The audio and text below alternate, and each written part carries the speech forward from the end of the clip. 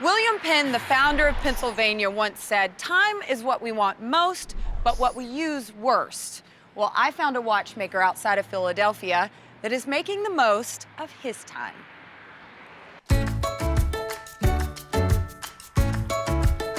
In Mount Joy, Pennsylvania, Roland Murphy is single-handedly bringing back American watchmaking. His studio hosts a small team of talented watchmakers with very steady hands. Their custom timepieces are a real blast from the past. In the old days, 100 years ago or more, everything was made to last. That's just how you took pride in your work. That's how I wanted to make watches. Roland fell for watchmaking as a teenager working at a clock company.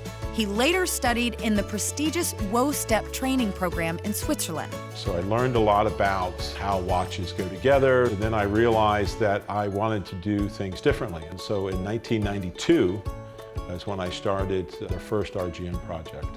RGM, which stands for Roland G. Murphy. He and his team are the only watchmakers in the country creating 90% of their parts in-house. They make fewer than 100 watches a year. We like being a small sort of niche company doing special things, making things the old way, things that last. One of your watches has how many pieces in it? Probably our most popular movement that we make here in the building has 105 pieces. And small, tiny pieces yes. in one watch, and you make 90% of those pieces? Yes, we do. Being a watchmaker, you want to build your own watch. You want to make your own movement. And that's what sets us apart and makes us different. You keep saying movement. What does movement mean? That's the mechanism, the little motor inside of a watch. And we only make mechanical watches. The ones that we build here are manual wind. This is old school. So let me show you one of those. This is our 801A, or aircraft. This has our movement in it. On the back here, you can see is the movement. This is all hand-built and hand-finished here in our building. That is incredible. It's breathing. It's like it's alive. There's a heartbeat there. There's a certain feeling when you first put a watch together and it ticks for the first time and comes to life. That's a pretty satisfying moment. We start by cutting one of 6 wheels that will go into this watch. So what he's doing is he's going in and out with a cutter. We'll go to the next notch, make another pass in, and that way we are going all the way around the wheel, and then we'll go a little deeper, go around again until we get the full depth of each tooth. And why can't you just cut each tooth on the first pass? Well, we could, but we wouldn't get a good finish on the teeth. It would be hard on the cutter. I mean, this is such a slow, meticulous process. Not to mention tiny. In fact, it's so tiny that Roland has to fit me with what's called a loop so I can see what I'm doing.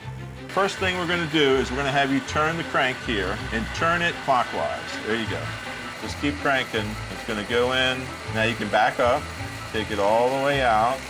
Now, you're going to turn this to the next red notch. Now, crank in again, and we're just going to continue to do that for several teeth. Cutting the teeth for this one wheel could take an experienced watchmaker about a half an hour. Roland, this is gonna take me forever. I wanna see what this is gonna look like. I have one here I can show you. Okay. So let me turn it off here. And here is what the teeth would look like. Oh, wow. It's tiny, itty bitty. So this is the crown wheel for the 801. Okay. And you can see all those little teeth going all the way around. Now that's at full depth. That would be many, many, many, many, many more times around there. Absolutely.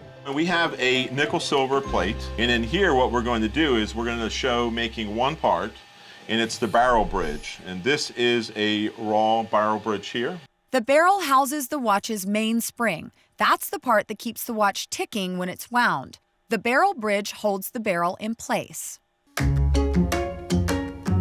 A computer-controlled milling machine creates the initial shape in the nickel. It's important that the watches be technically correct and accurate. We have to have that precision, but they also have to be beautiful. He's doing decorative lines on top of the bridge. He'll progressively go a little bit deeper as he needs to get proper finish on there. Again, this is like one of those processes that I feel like it's so painstakingly slow. It's detail work, it really is. Yeah. Once the barrel bridge is fully decorated, Roland's team adds the tiniest pins you've ever seen to attach it to the barrel. Next, we need to add a jewel, but not for decoration. This jewel has a job to do.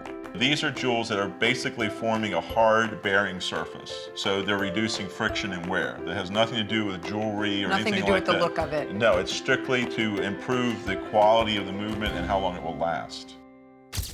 Once all 105 parts have been carefully constructed, putting it all together is even more painstaking.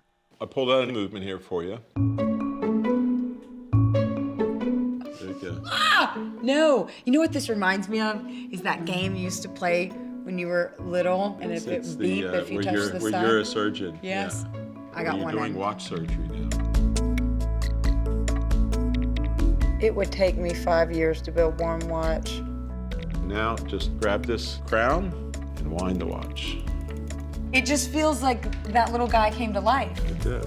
You're wound up. Good job. Roland adds the face, and now all we need are some hands.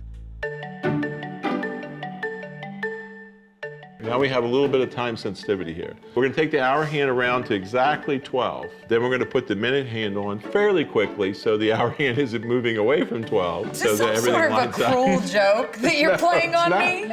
The watch had to be wound to check the movement before we could put the hands on. So essentially, the watch is already keeping time. So I have 60 seconds to place the minute hand, or it will be out of sync with the hour hand and it won't tell time properly. You did it. Turn it and set the time. We will set the time right there. It's almost, you know what time it is? No, I don't. It's almost quitting time. It takes about 8 months to make this watch. Prices range from $7,400 to over $100,000. What would you do after? Well, we would put it in the case, and we would cut the stem to length, put on a crown. Okay. We would check the movement, make a few adjustments for timing. All that's left is adding the glass top and bottom and attaching the watch bands. And then we would end up with a watch. 8 months and 105 parts later, and this is what we get. With his American spirit and love of detail and mechanics, Roland Murphy builds watches that stand the test of, well, you know.